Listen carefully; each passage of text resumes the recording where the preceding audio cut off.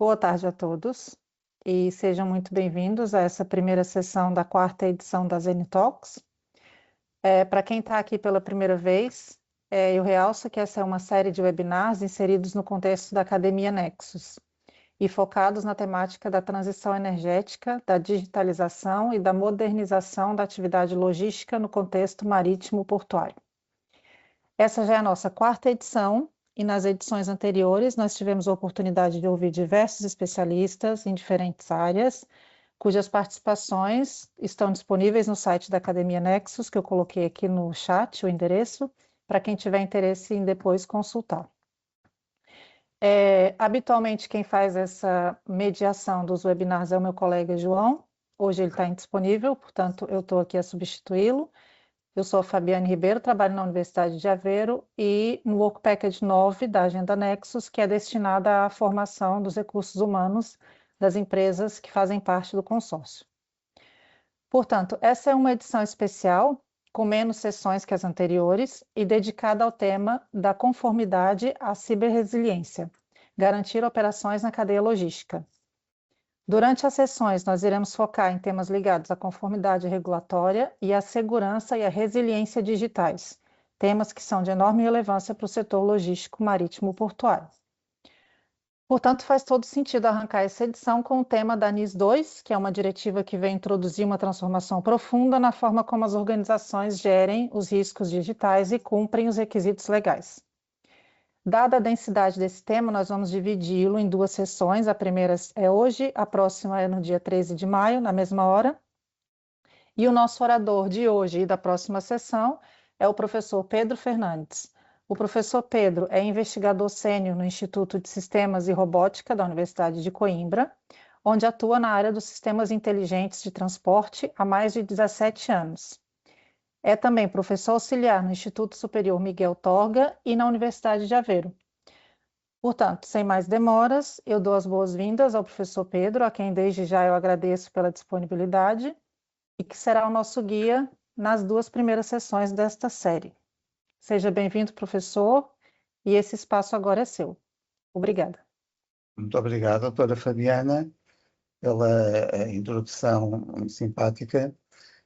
Boa tarde a todos os participantes e, sem mais demoras, gostaria de, então, começar esta primeira sessão das duas que vamos abordar, portanto, sobre NIS 2, falando para já, nesta primeira semana, do contexto e âmbito da NIS 2, Network and Information System ou Security, aparecem estas duas versões, 2, portanto, em Portugal. Eu gostaria de dar uma nota prévia muito breve. Eu de vez em quando vou olhar para o lado, peço desculpa, porque eu estou a trabalhar com dois ecrãs e, portanto,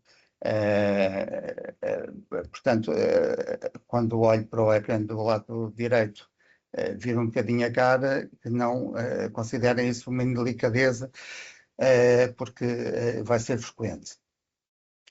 E outro disclaimer, esta formação tem componentes técnicas e tem componentes legais. E nós, obviamente, vamos abordar o Decreto-Lei 125 de 2025, que está em vigor já desde 3 de abril. Não é a minha especialidade, a área jurídica, mas, obviamente, fiz uma pesquisa muito aturada daquilo que são os pontos principais desta legislação, que tem quase 100 artigos, só para informar que, na dúvida, a legislação e especialistas da área poderão ser consultados se necessário. Ora, muito bem, temos então aqui os tópicos que hoje vamos abordar e começamos pela compreensão do panorama da cibersegurança na Europa e a urgência do NIS 2.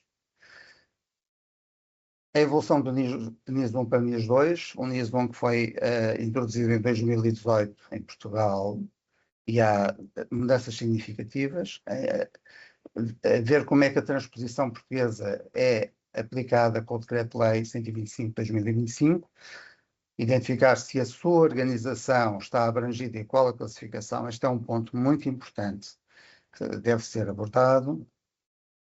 E como fazer o registro obrigatório no Centro Nacional de Cibersegurança, que é a entidade que trata da parte de regulação, como vamos ver. Olhando para o panorama da segurança, da cibersegurança a nível global, nós verificamos que a evolução tem sido muito acentuada nos últimos anos. Temos aqui, por exemplo, mais de 58% de vítimas de ransomware em 2025 versus 2024. Ataques na Europa em 2025 aumentaram 21%. Ataques globais, primeiro semestre de 2025, mais de 34%, com 7.500 organizações ou mais em leak sites, portanto em sites que têm informações de passwords, dados pessoais, etc. 44% de violações que envolvem ransomware, com 88% de ataques a PMEs, incluem ransomware. As PMEs são particularmente vulneráveis a este tipo de ataque, que é o ataque mais comum nas entidades. Os custos reais médios calculados aparecem do lado direito e, como podem ver, de facto, estamos a falar em custos muito significativos.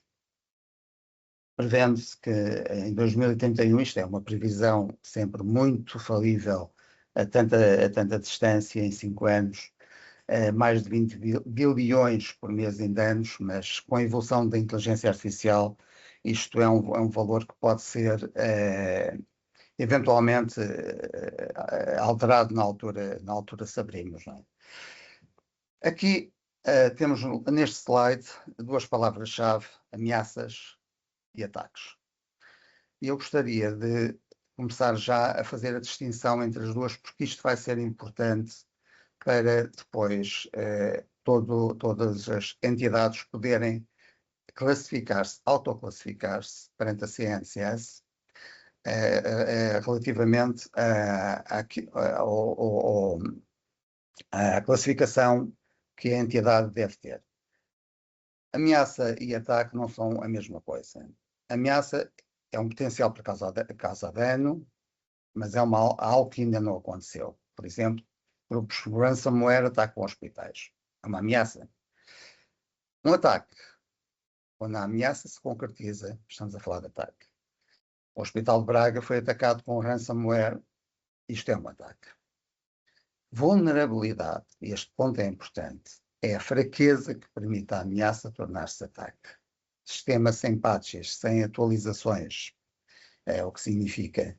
Ou seja, risco, ameaça vezes vulnerabilidade vezes impacto. Ou ameaça explorando uma vulnerabilidade vezes o impacto. O que significa que, se a vulnerabilidade for baixa, apesar de existir uma ameaça, o risco será mais baixo também, e vice-versa. Há outro ponto que ainda gostaria de realçar, que vou explorar um bocadinho mais à frente, mas que levantava já aqui o véu, porque é algo que muitas vezes não se dá importância em termos de segurança de informação. Os riscos, as ameaças podem não ser intencionais. Muitas vezes, quando pensamos em ameaças, estamos a pensar em ataques externos.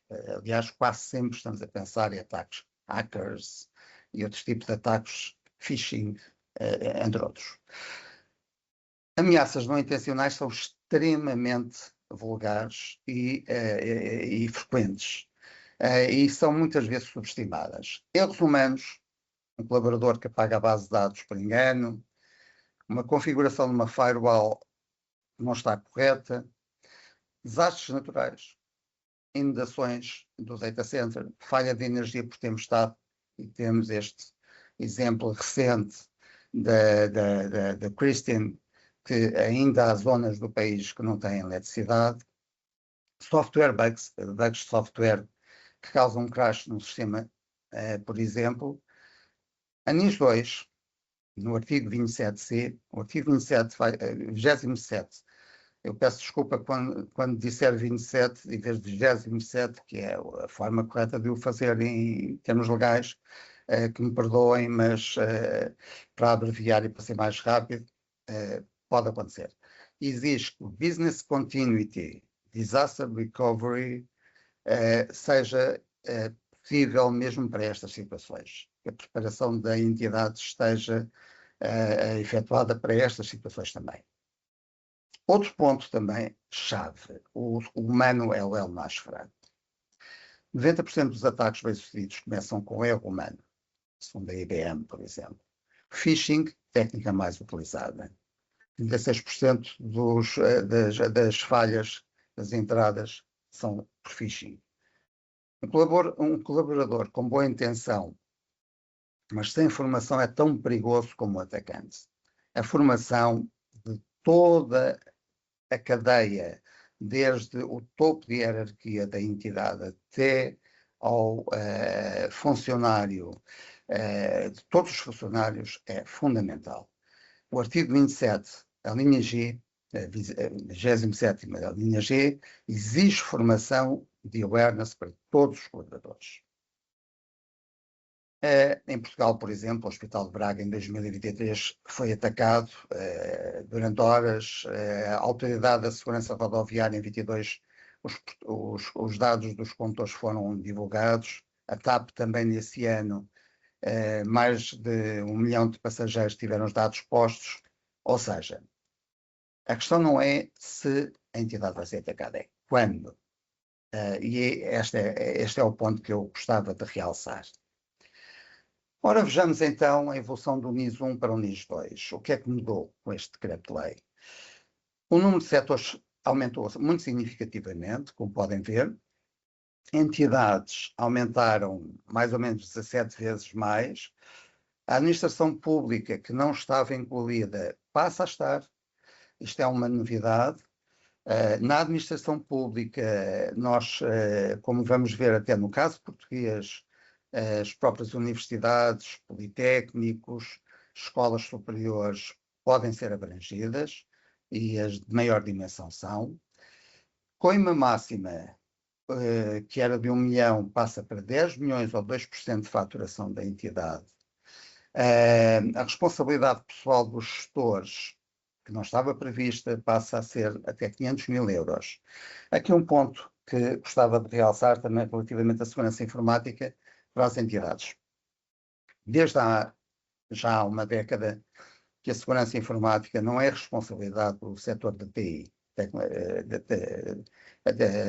Tecnologia, Informação e Tecnologia, IT, em português, mas sim da gestão. A abordagem hoje em dia é top-down, porque só assim se conseguem impor regras que todos cumpram. Um administrador de sistemas que entra na área de gestão e peça que mudem a password semana a semana, ou aparecem stickers com os passwords em todo o lado, ou enfim, não é levado muito a sério. Mas se esta diretiva, e tem que ser, vier da gestão do topo, ela terá que ser cumprida, senão o funcionário tem consequências. Daí que o Decreto-Lei 125/2025 responsabiliza diretamente os gestores. E como vamos ver, esta responsabilidade muitas vezes não é sequer abrangida por seguros, porque os seguros normalmente não cobrem coimas que digam respeito a incumprimento das regras que estão definidas na legislação. As câmaras municipais também estão incluídas, dependendo da dimensão, já vamos ver qual é a classificação que podem ter, e a cadeia de fornecimento é também importantíssima. Qualquer entidade é obrigada a avaliar os riscos dos fornecedores críticos, artigo 27º-D, a linha D, porque os fornecedores críticos são muitas vezes o vetor de ataque à entidade que sofre esse ataque. E, portanto, este ponto também é muito relevante. Foquemos então nas ameaças, vulnerabilidades e ataques, só para situar e para fechar este ponto com mais clareza. A ameaça potencial para causar dano, a fraqueza permite que a ameaça se possa concretizar desculpem, a vulnerabilidade, fraqueza que permite a ameaça concretizar-se, o ataque, a ameaça explorou a vulnerabilidade, com alguns exemplos que estão aí indicados. Podemos, de uma forma simples, dizer que o risco é igual à probabilidade de ameaça explorar a vulnerabilidade vezes o impacto se o fizer. Ameaça, a minha password pode ser roubada. Vulnerabilidade, não uso. Multifactor Authentication, vamos falar muito deste ponto. Ataque, alguém usou a minha password para entrar na VPN. Virtual Private Network. Ameaça, pode haver um incêndio de data center. Vulnerabilidade, não temos site. Disaster Recovery. Ataque, incêndio, destruiu o servidor principal. Ameaça, colaborador pode cometer um erro, vulnerabilidade, não há formação de awareness, ataque. Colaborador que clicou em phishing, instalou malware. Como já disse há bocadinho, para não demorar mais, se a vulnerabilidade baixar, se conseguir baixar a vulnerabilidade, o risco baixa mesmo que as ameaças se mantenham, porque há defesas que estão a ser implementadas na entidade. Ameaças não intencionais, também já referi este ponto, portanto não vou demorar muito sobre ele, são subestimadas e, portanto, já vimos estes exemplos há momentos. Tudo isto pode acontecer. São situações que são imprevisíveis, mas, atenção, apesar da cibersegurança não é só proteção contra hackers, é proteção contra todas estas situações. A NIS 2 obriga as instituições a prever que estas situações, ao ocorrer, possam ser mitigadas. Não só ataques externos, como ameaças não intencionais que ocorram, e se houve negligência na implementação de sistemas que possam mitigar os danos que estas ameaças possam causar, as sanções serão aplicadas. Há vários outros exemplos que podiam ser referidos, mas eu não vou demorar muito mais porque creio que já ficou claro que este ponto também é importante. Chama a atenção para a linha A do artigo 27º, a análise de riscos tem que incluir estas ameaças. A linha C, o plano Business Continuity Disaster Recovery tem que cobrir falhas de hardware, erros humanos e desastres naturais. E a linha G, formação de colaboradores reduz erros humanos. É a medida preventiva, não só de segurança. E podemos só fechar este ponto dizendo que 74% dos incidentes de dados envolvem elemento humano. Este ponto é muito importante. O elo mais fraco da cibersegurança é o elemento humano. Hoje em dia, uma entidade pode ter firewalls de última geração e o colaborador que está dentro da empresa tem os acessos com os quais trabalha, e se clicar num phishing e o seu computador ficar comprometido, o atacante está lá dentro, independentemente da firewall. E, portanto, este é um ponto que é fundamental, a formação de todos os funcionários, desde o topo, também é obrigatória, até ao funcionário base. Todos os funcionários têm que ter formação. O humano falha por várias razões, que aqui estão alguns exemplos.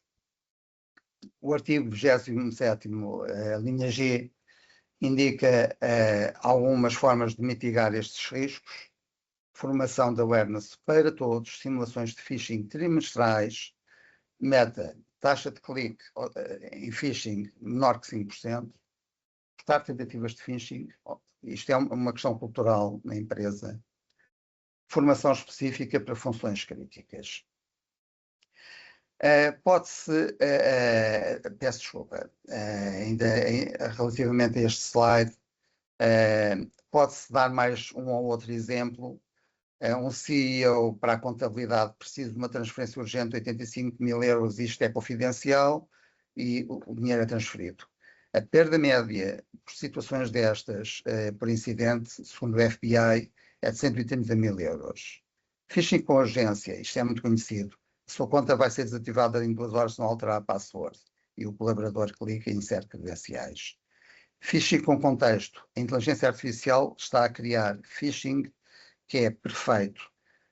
Atualmente, a autoridade tributária, estamos na altura das declarações, e outras entidades bancárias, por exemplo, a inteligência artificial está a permitir que o phishing seja cada vez mais personalizado, inclusivamente.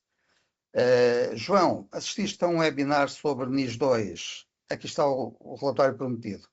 Prometo que não envio nada deste género, mas isto pode acontecer e é muito fácil caírem.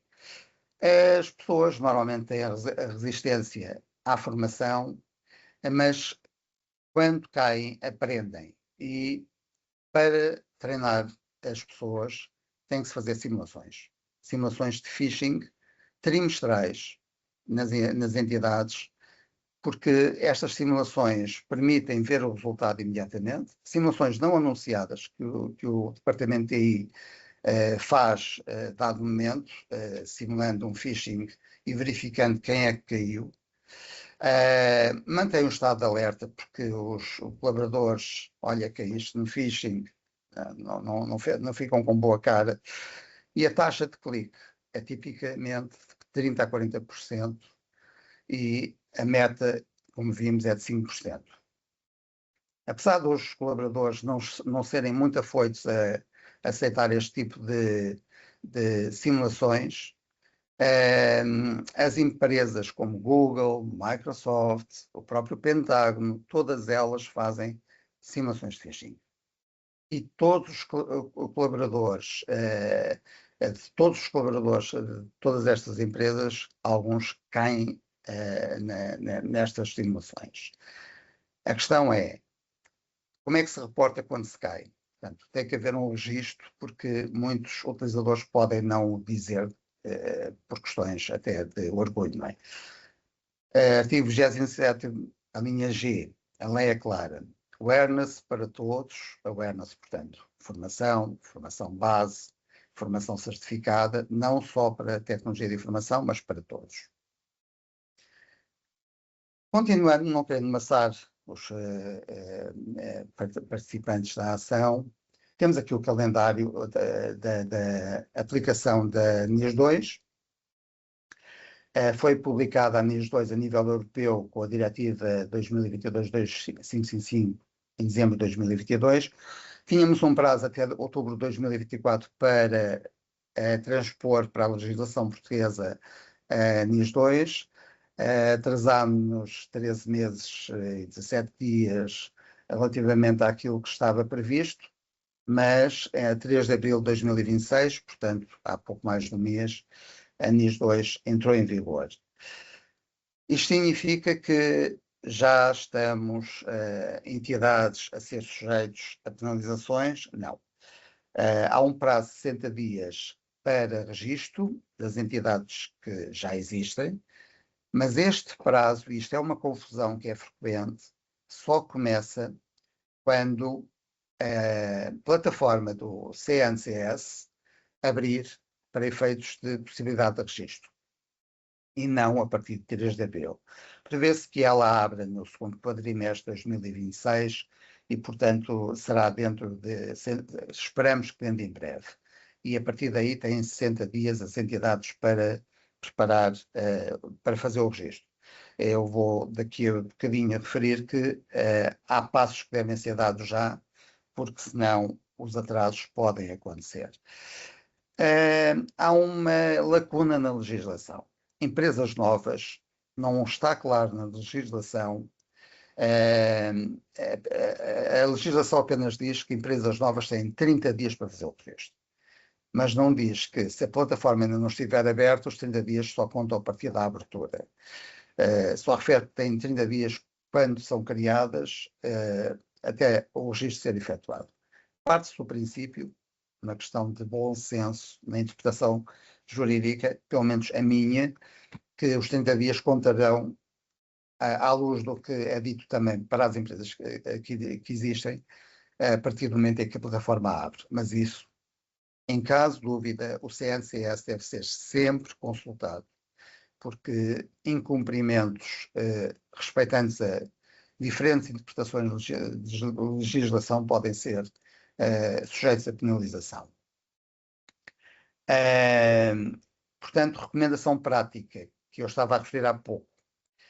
Não deixem para amanhã o que se pode fazer hoje, mesmo sem a plataforma estar aberta, começar já a preparar a identificação do CAI exato, com os 5 dígitos, e os anexos da legislação, que estão no final da mesma, anexo 1, anexo 2 e mais alguma informação suplementar, permitem que se possa verificar se a entidade é entidade essencial, se é entidade importante, já falaremos sobre isso. Listar os 3 a 8 sistemas críticos, também já se referirá mais em pormenor. Designar o responsável pela NIS 2 e preparar a descrição dos serviços essenciais.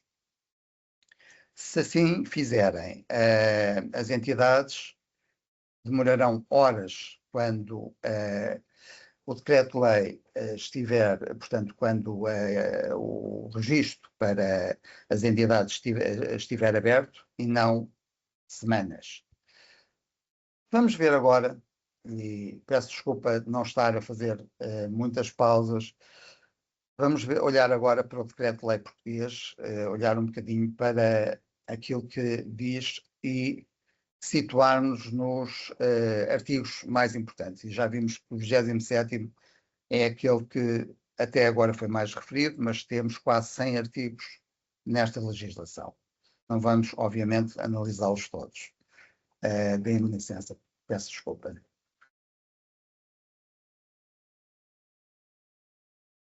Olhando para a estrutura, nós verificamos que há aqui 3 capítulos que são os mais importantes. Obviamente, toda a legislação é relevante e a primeira parte faz um enquadramento que também é importante analisar, mas podemos olhar principalmente para as obrigações.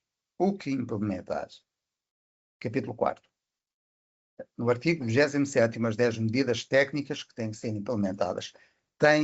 implementadas por todas as entidades, sejam essenciais ou importantes, já veremos isso.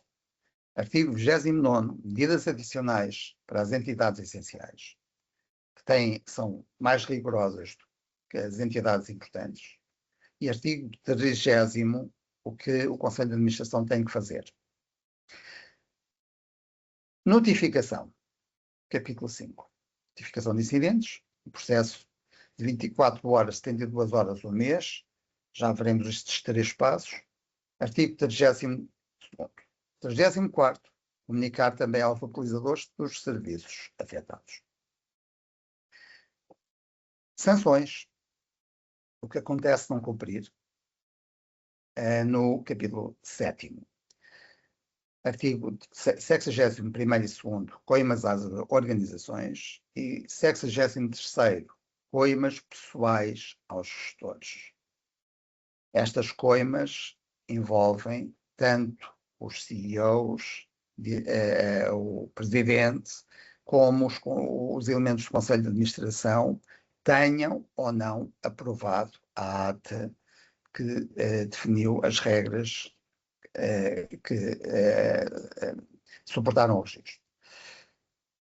Podemos então pensar nestes 3 capítulos como o quê? Capítulo 4. Como comunicar? Capítulo 5.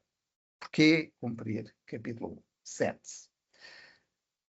Continuando, Eu gostaria de realçar o caso Mitos, porque é um caso que aconteceu muito recentemente. Anthropic, que se calhar já ouviram falar dela, o Claude é uma das ferramentas de inteligência artificial muito conhecida, além do ChatGPT e outros, o Gemini e outros. E a Anthropic, inclusivamente, foi posta de parte pela presidência norte-americana porque recusou que pudesse ser utilizada para determinadas ações que eventualmente violassem aquilo que a Anthropic considerava a ética, que tinha que ser respeitada. O projeto Glasswing, o designado Mythos, verificou-se que era perigoso demais para ser divulgado ao público, porque consegue detectar vulnerabilidades em qualquer software com uma velocidade incrível. E então, inicialmente, a Anthropic deu a 40 empresas, a Apple, Amazon, JP Morgan, enfim, selecionou 40 empresas para Goldman Sachs, Nvidia, etc., também estão envolvidas, para poderem testar os seus sistemas e corrigir as vulnerabilidades que eles possuem e que o Mitos detectou. O Mitos, imaginem, foi ele próprio atacado, se é que pode-se dizer, atacado em horas, nem sequer passou um dia. No próprio dia do lançamento, um grupo de Discord usou um acesso legítimo de colaborador de fornecedor terceiro. Combinaram dados de uma violação anterior da startup Mercor mais OSINT. OSINT é Open Source Intelligence. São software open source que existem bastantes software deste género para localizar, neste caso o endpoint, que ajuda entidades a descobrir vulnerabilidades. Portanto, vejam bem que a própria Anthropic, não por ela, mas por fornecedor terceiro, e aqui é um ponto-chave, foi, portanto, atacada. O Mozilla, que faz o Firefox, etc., usou o Mythos e verificou que tinha 271 vulnerabilidades no Firefox, que não estavam identificadas. O modelo até encontrou uma vulnerabilidade de 27 anos no OpenBSD, que é o Unix, nem sequer é Linux, que já tinha 27 anos, e é um dos sistemas do Unix mais seguros que existia. Lições. Artigo 27º-D, neste exemplo que aqui verificamos. Cadeia de fornecedor. Fornecedor foi o vetor. Não foi a própria Anthropic responsável pelo acesso indevido e pelo leak. 27º-I. Acessos. Colaborador externo com acesso excessivo ao ambiente, ou seja, o least privilege falhado. Artigo 27º-B. Incidentes. A detecção falhou durante horas. CSIRT e CM adequados teriam alertado mais cedo. Posso dizer que o CSIRT é Computer Security Incident Response Team. Já falaremos sobre os CSIRT, que também em Portugal temos equipas que podem dar apoio a entidades para a resolução de problemas, algumas de forma gratuita. E o CIEM, Security Information and Event Management, é o que significa. Artigo 32º, notificação. Este acesso teria que ser notificado ao CNCS em 24 horas.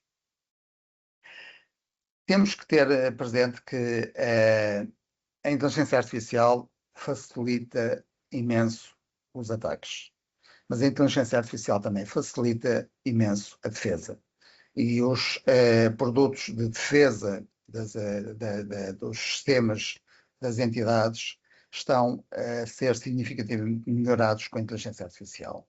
E, portanto, nós não estamos perdidos pelo facto de a inteligência artificial estar a ajudar, eventualmente, ataques, porque também ajuda à defesa. Mas a lição deste slide que eu queria transmitir é Anthropic, que é uma empresa que é das mais comprometidas com a ética e com a defesa de sistemas também, se foi comprometida no próprio dia de lançamento, e ainda por cima não divulgado publicamente, mas apenas algumas empresas, o que é que se pode dizer de qualquer fornecedor das entidades que estamos aqui a tratar, neste caso em Portugal, não é? Ora bem, o Centro Nacional de Cibersegurança, que já existe desde 2012, agora tem uma relevância muito superior com este Decreto-Lei 125 de 2025, e temos então duas entidades que vão ajudar aqui a fazer a gestão dos incidentes que possam eventualmente ocorrer.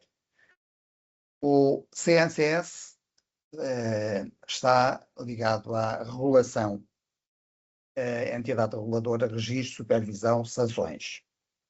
CERT-PT, desculpem, entidade técnica operacional, recebe notificações de incidentes, presta apoio, muitas vezes apoio gratuito, partilha threat intelligence, portanto, informações sobre ameaças, para notificar incidentes, usar o CERT-PT. Para registro e questões regulatórias, usar o CNCS. Esta é a norma habitual. Subscrição newsletter é aconselhável. O CNCS tem uma newsletter que é interessante em termos de informações. Tem aqui portanto, os endereços, e-mail e contactos 24/7, portanto, permanentes, e por isso é sempre interessante ter essa newsletter subscrita. Continuando, estava a ver as horas, peço desculpa, porque tenho que avançar muito rapidamente. Prazos críticos. 3 de abril de 2026 entrou em vigor 60 dias para o registro obrigatório, depois de abrir a plataforma. Comecem as entidades, por favor, a tratar já destas informações. A supervisão é iniciada no segundo ou terceiro quadrimestre de 2026 e o prazo para a implementação completa das 10 medidas do artigo 27 em 24 meses. Não significa isto que as entidades, se tiverem um ataque, não possam sofrer consequências.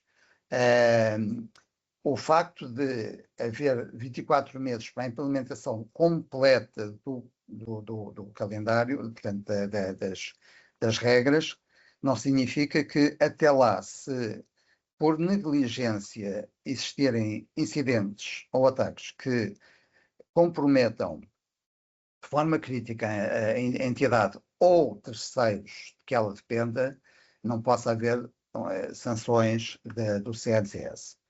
Calendário que eu recomendaria: preparar já a informação de registro. Nos próximos 2 meses, plataforma, quando abrir, efetuar imediatamente o registro. Começar a implementar Multi-Factor Authentication, autenticação multifator, backups e pontos de contacto. Até um ano, gap analysis, verificar, existem documentos em Excel, em sites que vamos aqui observar, que permitem verificar onde é que a entidade se encontra relativamente àquilo que era desejável, a implementação do artigo 27º, e até aos 24 meses, maturidade, eventualmente, registro de ISO 27001 da qualidade e auditorias. Continuando, no regime sancionatório, este ponto é importante perceber que estamos a falar do máximo dos 2 elementos que aqui estão. Para as entidades essenciais, a multa pode chegar aos 10 milhões ou 2% de volume de negócio global, e o volume de negócio global é todo o grupo e não apenas da entidade registada em Portugal. A entidade registada em Portugal, portanto, em termos legais, é apenas para efeito de registro, mas se a entidade pertencer a um grupo, por exemplo, internacional, estamos a falar do volume de negócios global. E é o maior dos 2 valores que conta. Se o volume de negócios for, por exemplo, de 600 milhões, 2% são 12 milhões, é esse o valor e não 10 milhões se a entidade for essencial. O mesmo tipo de raciocínio se aplica às entidades importantes, embora o valor seja ligeiramente menor. A responsabilidade pessoal dos gestores está aqui também indicada e é paga individualmente pelo gestor e pessoas do Conselho de Administração. Portanto, este é um ponto importante em termos de regime sancionatório e passaria então para o âmbito de aplicação. Quem está abrangido? Aqui, qual é a classificação das entidades? Eu estou a verificar as horas e nós temos meia hora para perguntas e respostas. Eu tenho algumas perguntas e respostas pré-definidas. Vou utilizar um bocadinho do tempo das perguntas e respostas para terminar esta apresentação, porque há aqui pontos importantes que têm que ser abordados. Rapidamente, quem está abrangido, e temos aqui os setores. Anexo 1, que está no final da legislação, setores altamente críticos. Temos 10, estão aqui listados. Eu não vou estar a lê-los todos por uma questão de tempo, peço desculpa, mas como está a ser gravada a sessão, depois podem lê-los com mais calma. E o anexo 2, outros setores críticos que reportam a setores não tão críticos e, portanto, já veremos a diferença para os primeiros. Fundamentalmente, rapidamente, a diferença para os setores críticos, as sanções podem ser mais severas, as medidas a aplicar em termos de segurança são mais apertadas, porque há medidas adicionais obrigatórias no artigo 29º, além do 27º. A supervisão, esta é uma grande diferença entre o setor do anexo 1 e o setor do anexo 2. A supervisão é ex ante, é anterior. A CNCS pode aparecer a qualquer altura, não é necessário haver um incidente para haver auditoria. E as coimas, 10 milhões, já vimos no slide anterior.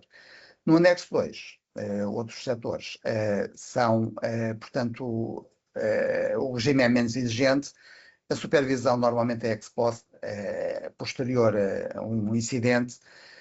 As medidas são as do artigo 27º apenas, com coimas até 7 milhões.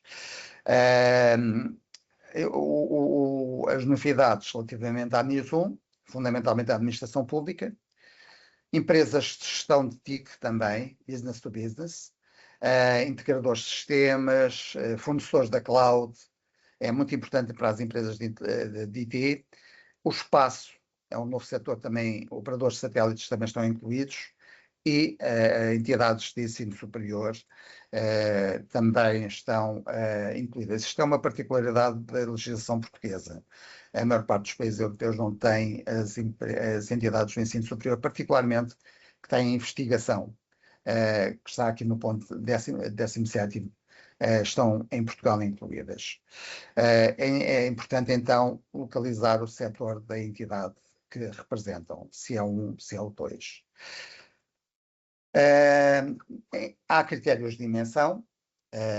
Nestes critérios de dimensão, para médias empresas, isto tem que se verificar em simultâneo, mais 50 ou mais trabalhadores e volume de negócio superior a 10 milhões, ou balanço total superior a 10 milhões, superior ou igual. Basta que um destes pontos não se verifique para, em princípio, já veremos exceções, a entidade não ser abrangida. Para grandes empresas, são sempre abrangidas.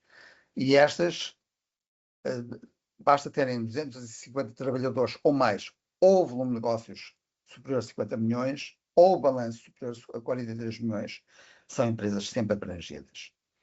As PMEs, com menos de 50 trabalhadores ou volume de negócios inferior a 10 milhões, geralmente não são abrangidas, mas há exceções. Se for um único prestador, por exemplo, que está aí referido, essencial em Portugal, por exemplo, um prestador para software para um hospital, que é uma entidade essencial, o CNCS pode incluir a entidade como uma entidade que está abrangida. Além disso, há obrigações contratuais. As entidades, particularmente as entidades essenciais, são obrigadas a verificar a segurança dos fornecedores, e os fornecedores têm que dar provas que são seguros e, portanto, lateralmente acabam por ter que cumprir as regras que, em princípio, não seriam obrigatórias para essas entidades de menor dimensão. E, portanto, é importante que portanto, se verifique nas entidades que não são abrangidas à partida, se não haverá uma situação em que elas, por questões contratuais, têm que ser também abrangidas. Na classificação, então, temos entidades essenciais ou importantes. As essenciais pertencem aos setores do anexo 1 da legislação e têm média ou grande dimensão. Não é tão importante a dimensão, mas sim o anexo. Se é anexo 1, é essencial. As sanções, já vimos, e a supervisão, isto já referi, portanto não vou repetir. As importantes, anexo 1 ou 2, de médias e grandes, mas não sendo essenciais. Na dúvida, ir para a classificação mais apertada é aconselhável. Obviamente a entidade pode pensar, mas as sanções são superiores. Mas se o CNCS verificar a posteriori, depois da autoclassificação da entidade, que ela se classificou como importante quando era essencial, por exemplo, poderá haver sanções por isso ter ocorrido. Portanto, na dúvida, pelo menos contactar o CNCS para ter a certeza de que não estão a incorrer num erro de cálculo da classificação. Estou abrangido? Em termos de fluxograma, rapidamente, podemos verificar que se está no setor dos anexos 1 ou 2, está abrangido. Será importante ou essencial.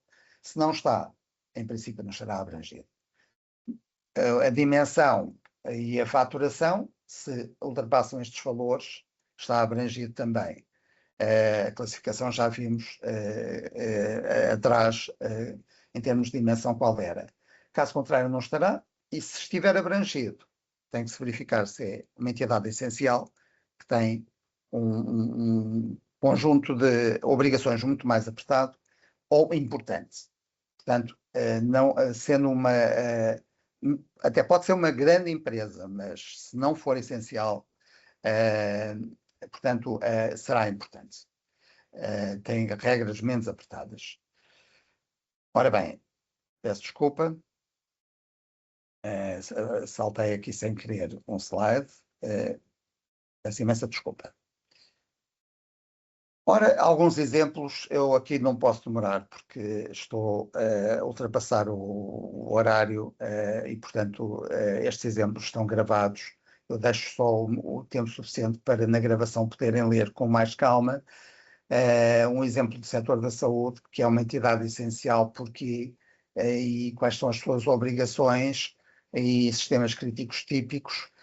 Só refiro que aqui os registros clínicos, por exemplo, em imagiologia, sistema de farmácia, etc., são registros críticos. Normalmente, se o tempo de operação,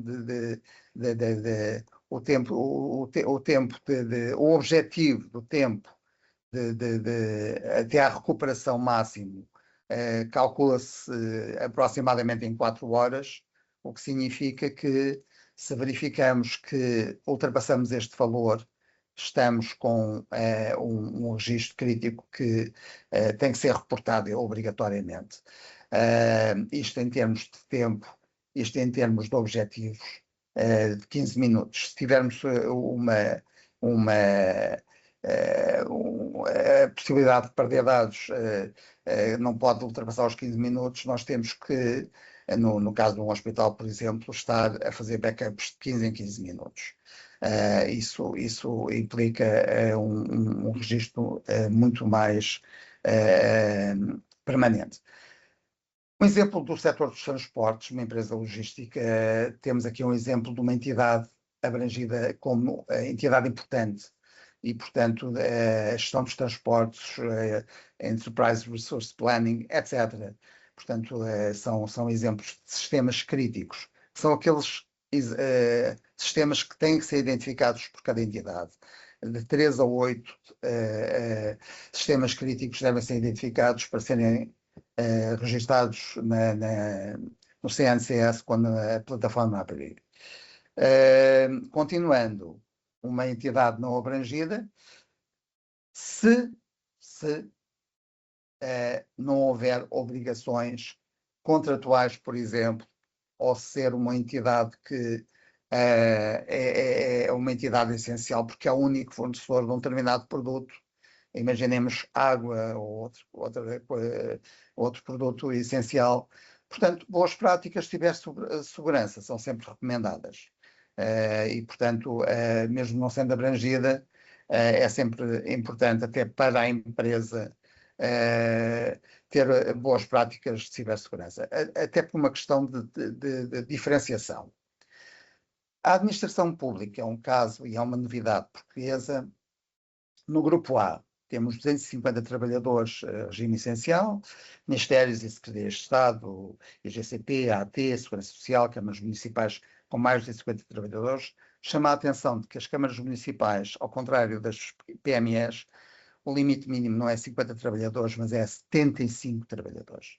Universidades públicas podem ser essenciais ou importantes. As maiores universidades portuguesas são essenciais. As universidades de média dimensão são entidades importantes. Isto é uma novidade portuguesa. No grupo B, temos 75 a 249 trabalhadores. Lá está, o limite, em vez dos 50, são os 75. Municípios médios, institutos públicos, escolas superiores, serviços discrecionários são exemplos. No registro, nós temos o acesso à plataforma, quando estiver aberta, identificação da entidade com todos estes dados que aqui estão listados, a identificação das redes e sistemas críticos 3 a 8, mais do que 8 é capaz de ser um exagero. O que é um sistema crítico? Aquele que afeta, cuja falha afeta diretamente um serviço essencial. Um serviço prestado ou os dados da própria entidade que podem ser comprometidos.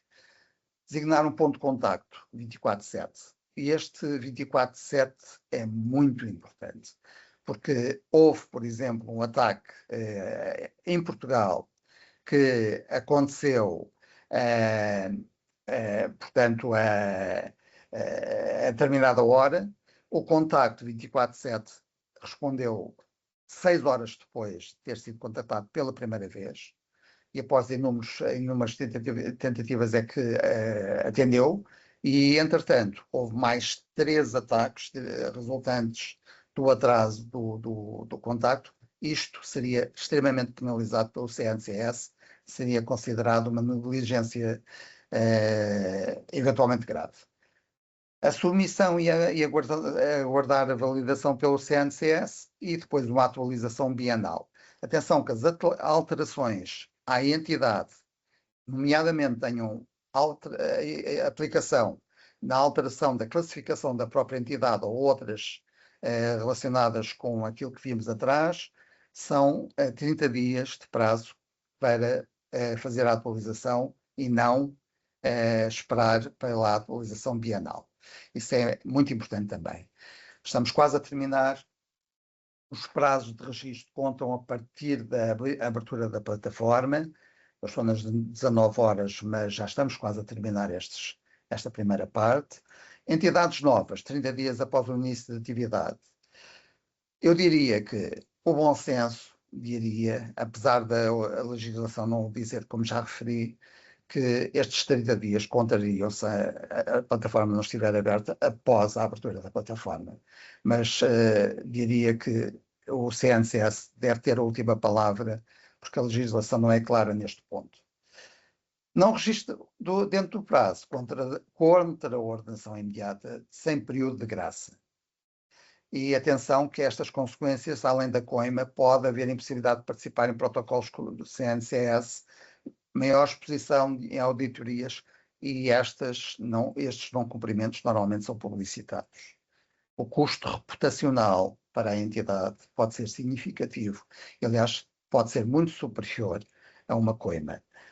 O custo reputacional pode eventualmente condenar uma entidade, em determinados casos, como é percebido por toda a gente.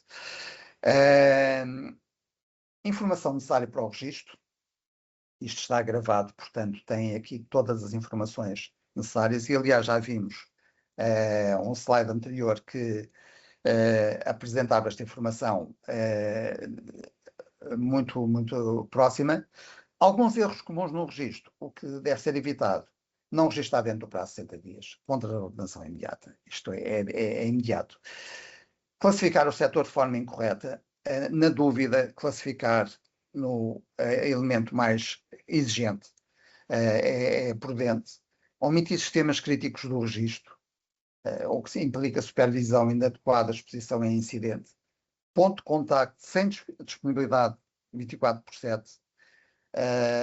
Por exemplo, à noite, isso não é admissível em caso algum e será severamente penalizado.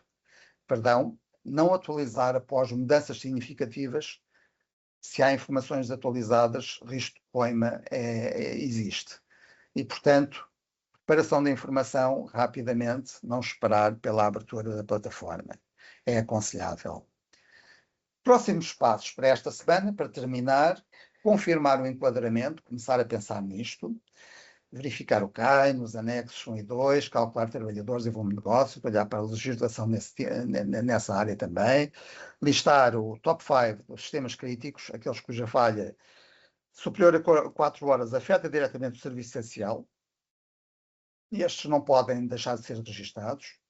Designar um ponto de contacto. Neste ponto de contacto pode ser interessante, pode ser do pessoal técnico, mas pode ser interessante ter um contrato, por exemplo, com empresas que fazem outsourcing deste tipo de informação, porque estas empresas estão preparadas para responder 24/7, obviamente com custo para a entidade. Se o processo for gerido externamente com contrato.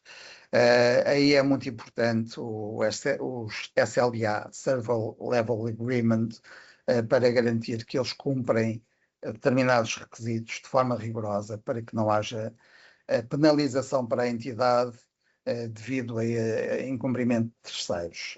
E, portanto, esse ponto também é importante. E a aprovação formal obrigatória, ou seja, quando todos estes elementos estiverem preparados antes do registro, têm que ser aprovados pelo Conselho de Administração, ou pela direção, ou pelo CEO, depende do tipo de entidade que estejamos a falar, e esta aprovação é obrigatória. E, atenção, os conselhos de administração ou CEO que não cumpram esta obrigação serão penalizados diretamente por negligência grave. E, portanto, pensar em agendar uma reunião depois de ter a informação com a direção, ou se são elementos da direção, pensar nisto e eventualmente fazer serem champion do processo. A recapitulação da sessão, o que ficou para levar desta sessão, fundamentalmente, o NIS 2, porque a cibersegurança neste momento, e agora com a inteligência artificial mais ainda, é absolutamente necessária e já estamos atrasados no processo. Os ataques estão a suceder a uma velocidade muito importante e vimos que nós não temos dados ainda de 2026, obviamente, mas 2025 o crescimento é mais 50%. O decreto-lei já está em vigor, 18 setores abrangidos, médias e grandes empresas, administração pública agora incluída, que é a grande novidade, sanções até 10 milhões e o registro no CNCS, 60 dias após a plataforma. Isto são os recursos e documentação que podem ser encontrados. Atenção que o ENISA também vale a pena consultar, que é uma entidade europeia que tem muita informação útil, também em português, portanto, traduzida para todas as línguas, como é habitual na comunidade europeia, e, portanto, também é uma entidade muito útil. Ora, relativamente a questões, e por questões em cima do tempo, eu não faria pausa. Eu tenho aqui uma pausa que deixaria para outra ocasião, porque há aqui uma série de questões que quase certeza poderão ter ou poderão vir a ter proximamente. E por isso, permitam-me só fazer aqui uma comutação para passar para o outro ponto que tem a ver então com as questões. Só um momento, por favor. Professor, Sim, muito sim. obrigada pela sua apresentação, foi super interessante e relevante para o contexto. Eu só queria confirmar com os participantes se todos têm acesso ao canal das perguntas, que é o Q&A que tem aqui em cima. Se alguém puder me dar um sinal de assim, para eu poder, porque tem aqui alguns comentários do Antônio Esteves, que se eu não me engano, se for quem eu penso, é uma pessoa que trabalha conosco no Nexus, no Workpackage 7, se não me engano. O primeiro comentário dele foi um esclarecimento em relação à range das coimas aplicadas em Portugal, que está aqui muito bem descrito, acho que ele copiou mesmo da legislação, a gama de valores aplicadas. Outro comentário dele foi em relação ao portal, que é o mycyber.gov.pt. E tem qualquer outro comentário aqui. Ele disse que era importante esclarecer que na transposição do NIS1 em Portugal, a administração pública já estava incluída. Então é falha minha. Obrigadíssimo pela correção e Ok. fica o registro. Obrigadíssimo, doutora Pronto, e era Fabiana. só também para avisar os outros participantes. Agora, eu não sei se eles têm acesso a esses comentários. Se não tiverem, o que eu vou fazer é compilar todos eles e nós colocamos no documento que a gente vai enviar por e-mail depois. Eu aproveito para avisar a todos que nós optamos por não responder perguntas agora, ao vivo, no webinar, e que quem tiver pergunta, até agora eu não vi nenhuma pergunta, só esses esclarecimentos do Antônio. Quem quiser fazer perguntas, que escreva aqui no canal, no portal do Q&A. Nós vamos responder, o professor vai responder depois e vai compilar todas com as respostas e enviar por e-mail para todos. Agora nós Sendo vamos que, passar, sim, sim, se sim, houver. Até agora sendo não há que, nenhuma. mais uma vez com o disclaimer, e está visto que justificado que a parte legal, obviamente, pode ser útil que seja confirmada com a entidade jurídica que tenha a informação, porque se temos a novidade, por exemplo, das universidades serem, o setor do ensino ser agora abrangido e não era, a administração pública de facto escapou. Portanto, NIS1 é uma área que não domino tão bem como a NIS2, obviamente, e portanto agradeço imenso o esclarecimento, que é extremamente útil. Iria passar, se a doutora Fabiana concordar, para algumas questões que podem ser relevantes. Tentei aqui encontrar algumas que possam eventualmente interessar. Permitam-me passar para a partilha. Deixem-me só um momento, por favor, para preparar aqui as questions e passar para a partilha então. Ora bem, ora cá estamos. E, doutora Fabiane, controle-me o tempo, por favor. Tenho 20 minutos e, portanto, quando chegar a essa altura, aceito perfeitamente que me diga e demos por terminada, porque o tempo dos participantes é muito importante também. Ok. Ora, muito bem. Então, passemos aqui para algumas questões que podem eventualmente ser relevantes para portanto, todos os participantes. Portanto, estamos aqui a falar ainda do contexto e âmbito e avancemos aqui para uma primeira questão que possa surgir relacionada com a empresa em dois setores. Uma empresa que opera em dois setores, por exemplo, qual é o critério NIS 2 aplicável? Neste caso, deve-se apontar para o critério mais exigente, o setor mais restritivo. Se estivermos com anexo 1 e anexo 2, se for anexo 1, este prevalece. A logística, por exemplo, que tenha o transportes no anexo 1 e produção alimentar no anexo 2, é classificada em transportes, anexo 1. Se éramos no anexo 1, aplica-se os requisitos mais exigentes dos dois, portanto, não há aqui grandes questões. Regra prática. O registro é por entidade jurídica, não por grupo empresarial, mas as coimas, atenção, e as exigências é por entidade global, por grupo consolidado. Em caso de dúvida, de qualquer forma, consultar o CNCS. Outra questão que pode surgir, TME abaixo dos limiares. Por exemplo, o exemplo que aqui está de número de trabalhadores e faturação. Estamos mesmo excluídos? Em princípio sim, mas há exceções. O único prestador de serviço, eu já falei disto, o CNCS pode ser incluir, fornecedor crítico da entidade abrangida, obrigações contratuais, artigo 27º, a linha D, ou integrada num grupo cujos dados agregados ultrapassam os limiares, dimensão calculada ao nível do grupo. Isto é a recomendação 2003 da Comunidade Europeia. Outra pergunta. Filial do grupo estrangeiro. Um grupo alemão já certificado com ISO 27001 e o NIS 2 na Alemanha. Precisamos de registro? Sim.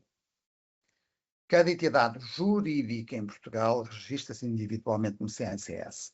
Os registros são por país, não são por a nível europeu.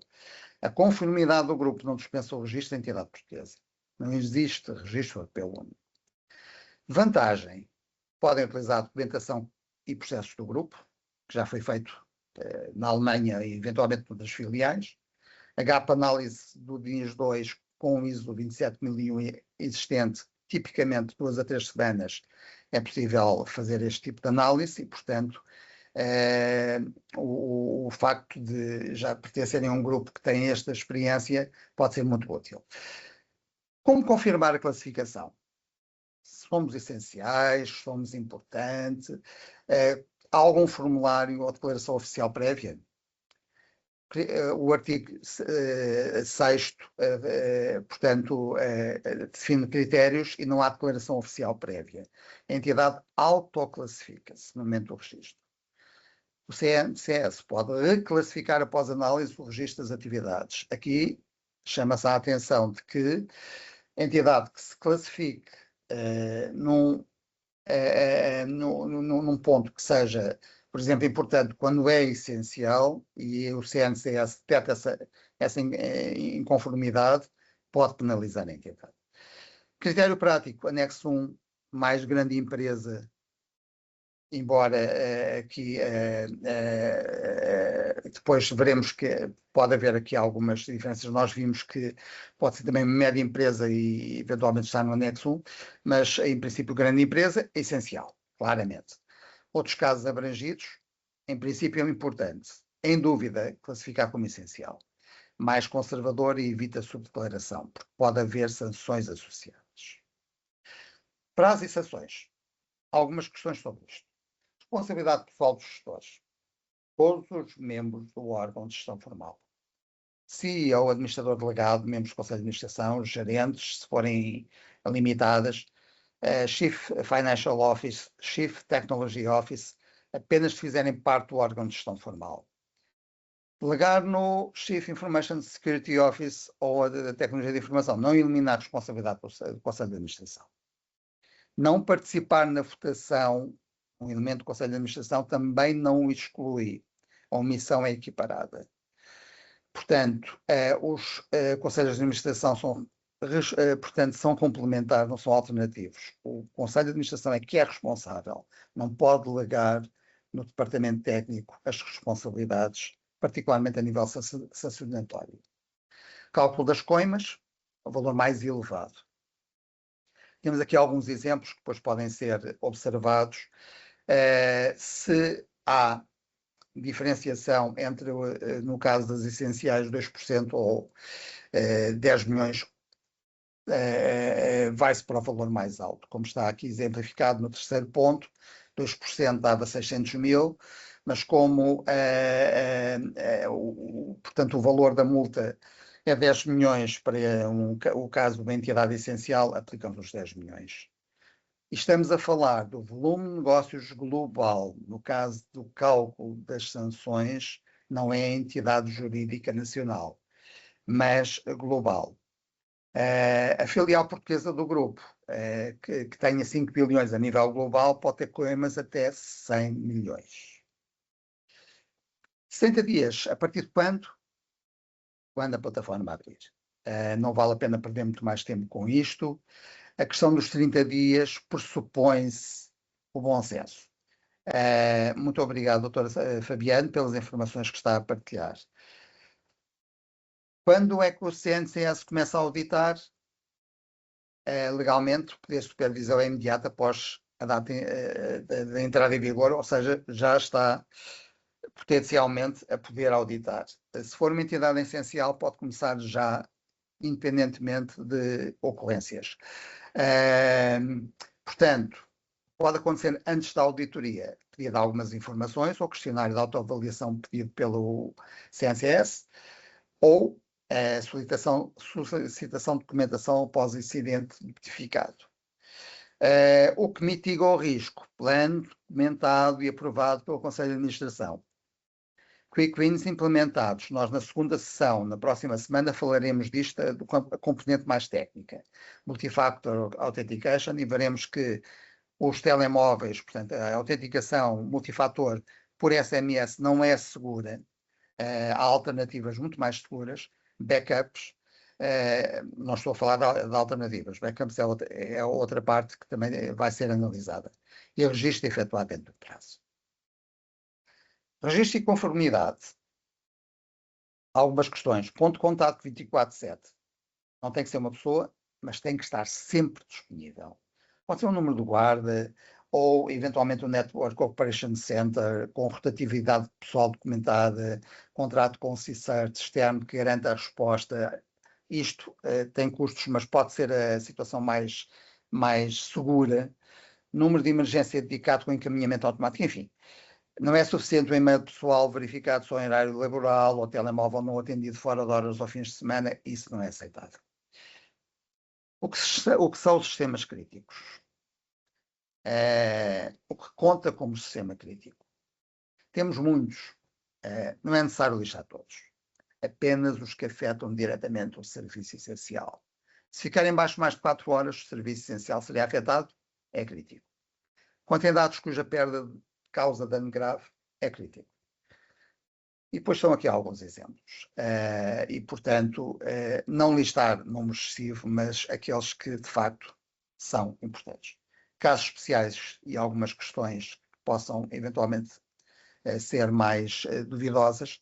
Uma Câmara Municipal de 120 trabalhadores, ultrapassa os 75, portanto, estamos aqui a falar, se for mais de 250, o valor igual é essencial, caso contrário é importante. Com 120 é importante. O registro é obrigatório no CNCS, a aplicação das 10 medidas, atenção que as 10 medidas são obrigatórias, tanto para as entidades importantes como para as entidades essenciais. A diferença é que as essenciais têm medidas suplementares no artigo 29.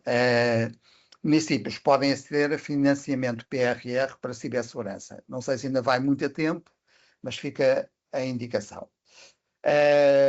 Já estamos quase a terminar. Somos uma software house com 30 pessoas não abrangidas, mas o hospital cliente vai exigir-nos o quê? Ora, se uma PME é fornecedora de uma entidade que é abrangida fornecer serviços essenciais, ela está abrangida também. Porque, como vimos até com o caso da Anthropic, foi um fornecedor que criou o problema de segurança. Portanto, questionário de segurança provavelmente vai ser exigido pela entidade que contrata, baseado no ISO 27001 ou SIS Controls. Chama a atenção do SIS Controls. Façam a pesquisa do site do SIS Controls. SIS Controls tem muitas ferramentas, inclusive Excel, que permitem uma autoavaliação com os parâmetros que estão muito alinhados com o NIS 2. Não são totalmente coincidentes, mas estão muito alinhados. E já agora, por favor, não estava aqui referido, está na segunda semana, NIST, N-I-S-T, National Institute for Standards and Technology dos Estados Unidos.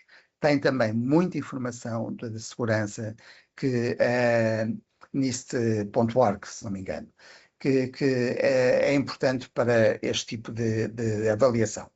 Cláusulas contratuais, System Level Agreements, cibersegurança, direito de auditoria. Estes SLAs são muito importantes, porque quando se faz o contrato com uma entidade, se não consta do SLA, a entidade não é responsável. Isto é muito importante até para cloud. Contratos com cloud, as SLAs são extremamente importantes, por uma razão muito simples. Na cloud, quem é que dirime juridicamente se houver um problema? A cloud onde é que está sediada? Isto é um ponto que, em termos de cibersegurança, eu num projeto em que estive associado, relacionado com a NATO, é um ponto que foi muito relevado, porque a nível legal, nós podemos ter um problema com a cloud e a situação ter que ser dirimida, por exemplo, na Irlanda ou nos Estados Unidos, porque é onde está a sede da empresa. Por exemplo, se for a Microsoft. Isso é complicado para as empresas portuguesas. Certificação ISO 27001 pode diferenciar da concorrência. As empresas pequenas, se tiverem essa certificação, têm vantagem. E a NIS 2 propaga-se pela cadeia de fornecimento, mesmo sem obrigação legal direta. Está mesmo no fim.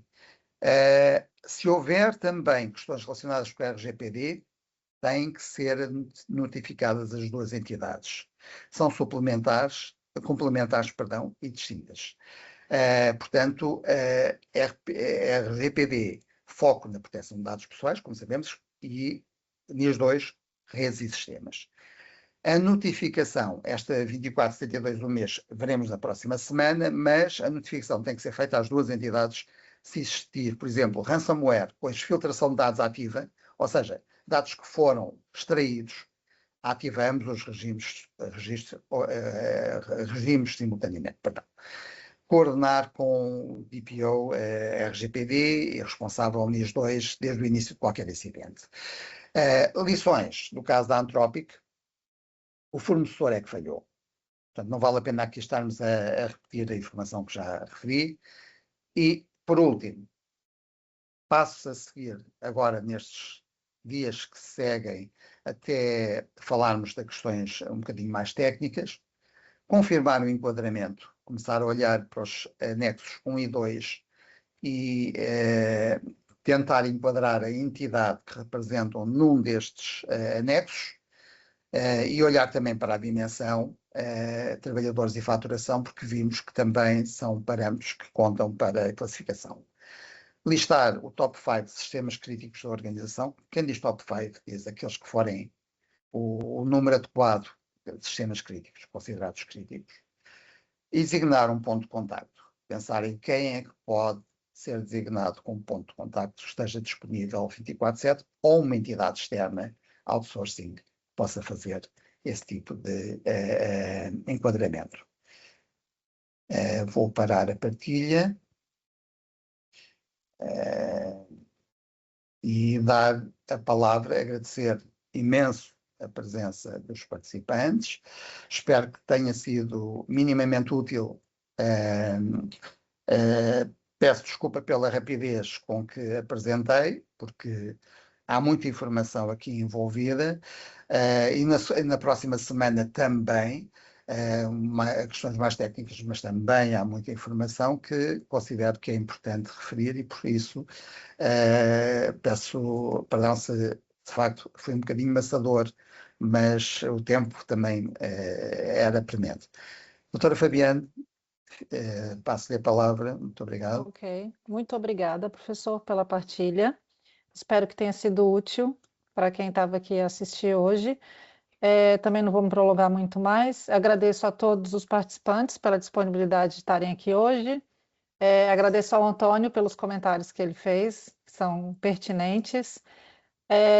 Na próxima quarta-feira, às 6, nós daremos continuidade a esse tema, também com o professor Pedro. Vocês podem fazer inscrição no site da academia, penso que tem o link para fazer inscrição. E eu desejo a todos um excelente restante de dia e um bom descanso para todos. Em nome da Academia Nexus, obrigada e até a próxima. Muito obrigado. Obrigada, professor.